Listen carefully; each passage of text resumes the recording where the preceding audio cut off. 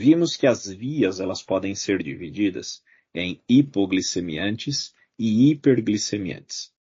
E aqui a gente precisa contextualizar o estado nutricional. Se você estiver num estado bem alimentado, pós-prandial, o que acontece?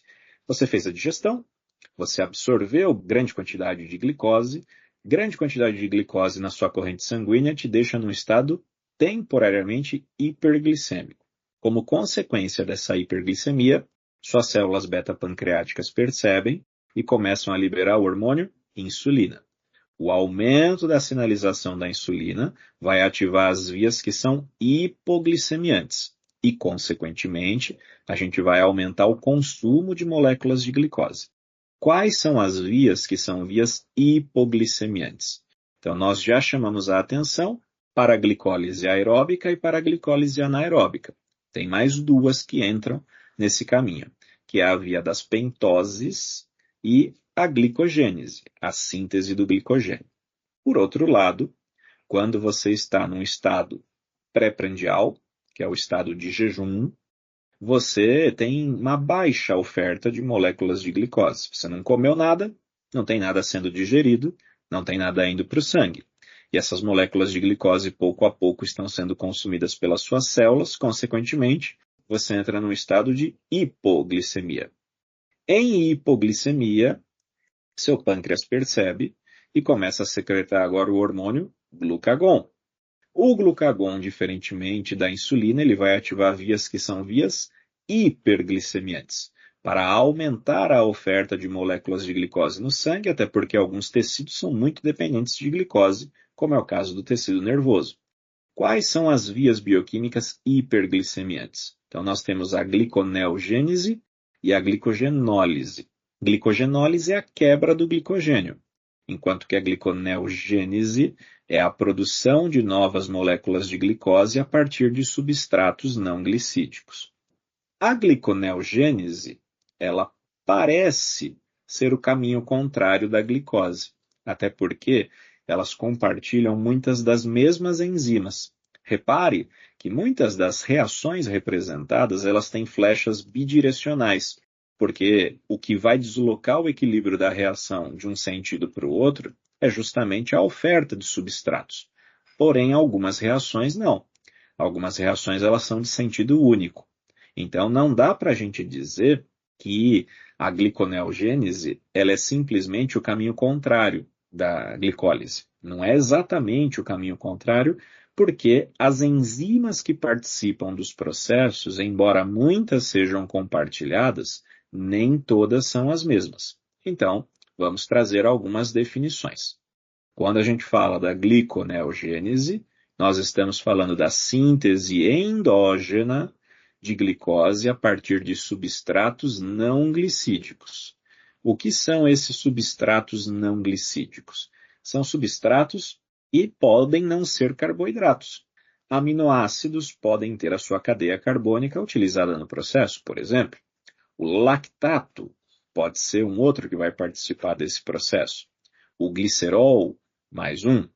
Essa via é uma via que ela vai produzir moléculas de glicose. Se ela vai produzir moléculas de glicose, ela é uma via hiperglicemiante. E em sendo uma via hiperglicemiante, é importante a gente destacar aonde ela está acontecendo, porque não são todos os tecidos que contêm as enzimas importantes para a gliconeogênese. Primordialmente, nós vamos chamar a atenção do fígado. Mas o fígado não é o único local. Os rins também participam desta gliconeogênese, mas o fígado é o mais importante. Lembra que a gente sempre trabalha num tripé, que é o fígado, músculo e o tecido adiposo, quando a gente explica essa visão mais geral da bioquímica. Quais compartimentos celulares participarão da gliconeogênese? Então, nós temos a mitocôndria, o citoplasma e o retículo endoplasmático. É importante ter compartimentalização para alocar estas enzimas que são específicas. Nesse processo, há um controle hormonal. Qual é o hormônio que regula a gliconeogênese? É o glucagon.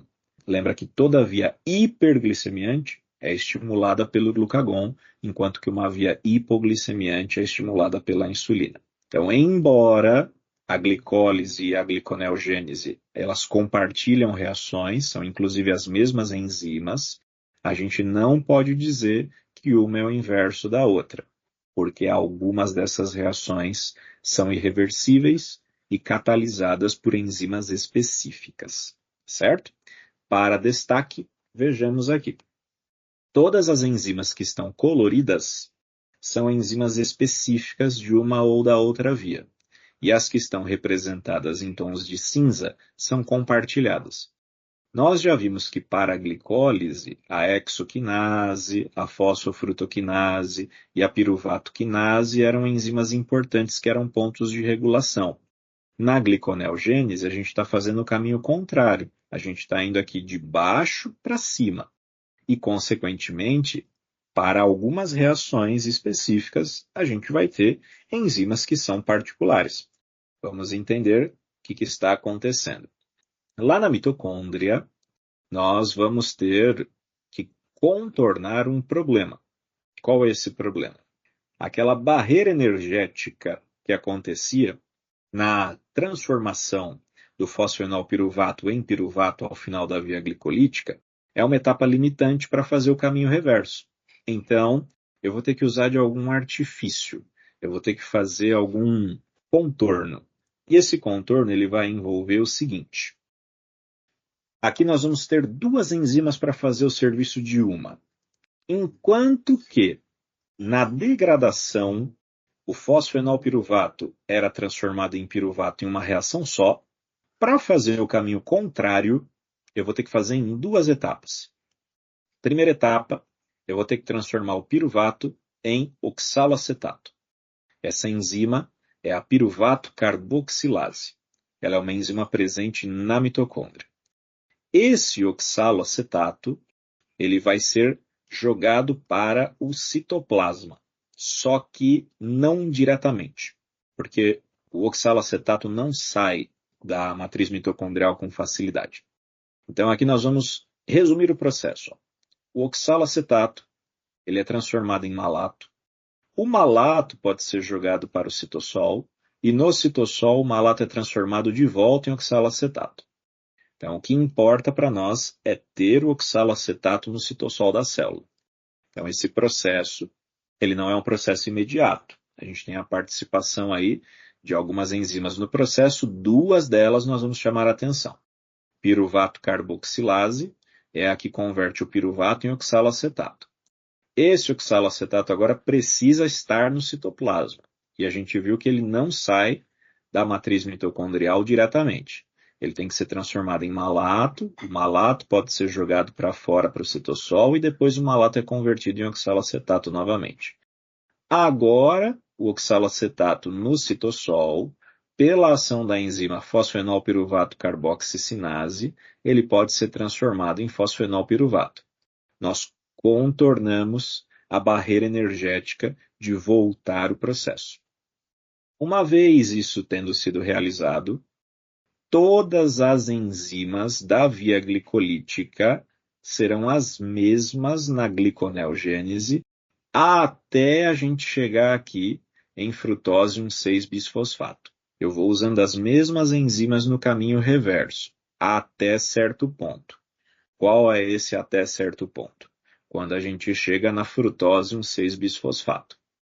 Chegando na frutose 1,6-bisfosfato, eu vou ter que agora transformar essa frutose 1,6-bisfosfato em frutose 6-fosfato. Essa reação é a reação reversa da nossa querida FFK. Qual é a enzima que está catalisando esse processo na gliconeogênese? É a frutose 1,6-bisfosfatase. A frutose 1,6-bisfosfatase, veja, ela transforma uma molécula que tem 2 fosfatos numa molécula que tem um fosfato só. Só que ela não produziu energia no processo. Então lembre-se que na reação da via glicolítica, nós tivemos que investir energia nessa reação. E agora no caminho reverso, nós não estamos produzindo energia. A gliconeogênese, ela não produz ATPs. Então essa é uma informação importante. A gliconeogênese, Ela visa chegar até a molécula da glicose, a partir de outros substratos. Só que ela não é uma via produtora de ATP. Pelo contrário, é uma via que vai consumir ATP ao longo do processo. Ok? Então, frutose 1,6-bisfosfato, sendo transformada em frutose 6-fosfato. Essa enzima é importante para a gente guardar, porque ela é a enzima marca-passo do processo. O nome dela, frutose 1,6-bisfosfatase. Ela é ativada pelo citrato. Citrato é um intermediário do ciclo de Krebs. Subentende-se, portanto, que se está sobrando citrato, quer dizer que o ciclo de Krebs já está trabalhando em velocidade máxima. Nós já estamos numa condição de abundância energética na célula. E repare que enquanto na glicólise, nesta reação havia consumo de ATP, aqui no caminho contrário, não há geração de ATP. Então, é uma diferença conceitual importante, porque a via da gliconeogênese não é uma via produtora de ATP. Terceiro ponto importante é quando a gente chega da glicose 6-fosfato para a glicose. Da mesma forma, na via glicolítica, aqui era um ponto de investimento de ATP. E na gliconeogênese, aqui vai ser uma reação em que eu vou tirar o fosfato da glicose 6-fosfato, transformando em glicose, sem produzir um ATP. Essa reação é uma reação que tem que ser compartimentalizada. A enzima glicose 6-fosfatase, que é a que retira o grupamento fosfato, ela é uma enzima acoplada à membrana do retículo endoplasmático. E, de novo, nessa reação, na glicólise tem consumo de ATP, porque você investe, aqui não tem geração de ATP. Tudo isso para conseguir produzir a glicose, que será agora liberada para o meio extracelular e juntará as moléculas de glicose presentes na corrente sanguínea. Então, gliconeogênese é uma via de produção de moléculas de glicose. Um dos substratos que pode ser utilizado para a produção de novas moléculas de glicose é justamente o lactato. Aqui a gente pode chamar a atenção para um ciclo importante, que é o ciclo de Cori. No exercício físico, o músculo consome glicose, gera piruvato, em exercício físico intenso faz fermentação lática, produz o lactato. O lactato é jogado para a corrente sanguínea, da corrente sanguínea ele pode ser captado pelo fígado, e no fígado esse lactato pode ser transformado até glicose pela gliconeogênese. Então veja que o ciclo de Cori, ele não é a gliconeogênese. Ele envolve órgãos diferentes que estão intercambiando moléculas. Aqui nós temos uma pergunta: de onde veio o lactato? Bom, o lactato veio do músculo. O músculo, em exercício físico intenso, liberou lactato, o lactato caiu na corrente sanguínea. Esse intercâmbio está ocorrendo por meio da corrente sanguínea entre o músculo e o fígado. O músculo fornece lactato, o fígado pega esse lactato, transforma em glicose, libera a glicose para a corrente sanguínea que o músculo pode aproveitar. Este intercâmbio é o ciclo de Cori. E ele envolve reações diferentes ocorrendo em cada um dos tecidos. Cuidado para não falar que o ciclo de Cori é a gliconeogênese. Ele não é. O ciclo de Cori contém a gliconeogênese no fígado como uma das suas etapas. Dessa forma, a gente pode ver como há a integração dos caminhos ocorrendo entre os diferentes tecidos. Enquanto o músculo ele pode produzir lactato, e esse lactato é liberado para a corrente sanguínea, alguns órgãos captam o lactato, como é o caso do fígado. O fígado pode se utilizar desse lactato para produzir moléculas de glicose, essas moléculas de glicose voltam para a corrente sanguínea. Então, existem várias reações de intercâmbio que acontecem entre os diferentes tecidos.